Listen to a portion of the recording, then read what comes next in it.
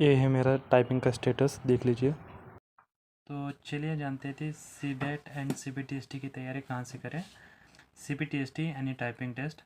Typing test में आपकी speed होनी चाहिए 30 वर्ड्स पर मिनट, जो कि आराम से 1 से 1.5 महीने में बन जाएगी। और जो प्रैक्टिस है ना, वो बहुत ही इम्पोर्टेंट है। आप कहाँ से करते हो? मैंने टाइपिंग मित्रा करके एक वेबसाइट है, गूगल पर जाओगे तो आपको मिल जाएगा।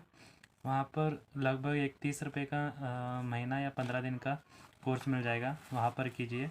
बहुत ही बढ़िया है वेबसाइट, जो कि आपको लग 60 या 100 मॉक टेस्ट का टेस्ट मिल जाएगा वहाँ पर। तो बढ़िया है, बहुत ही बढ़िया है। इसमें इजी मॉडरेट एंड हार्ड सभी तीनों इसमें है। तो वहाँ पर आपको मिल जाएगा, बढ़िया तरीके से मिल जाएगा। टाइपिंग मित्रा करके वेबसाइट है, वहाँ पर देख लीजिए।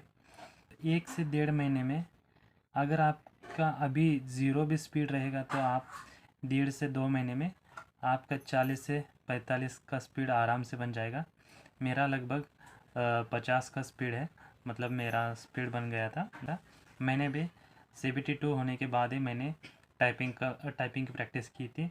तो आप भी अभी से शुरू कर दीजिए।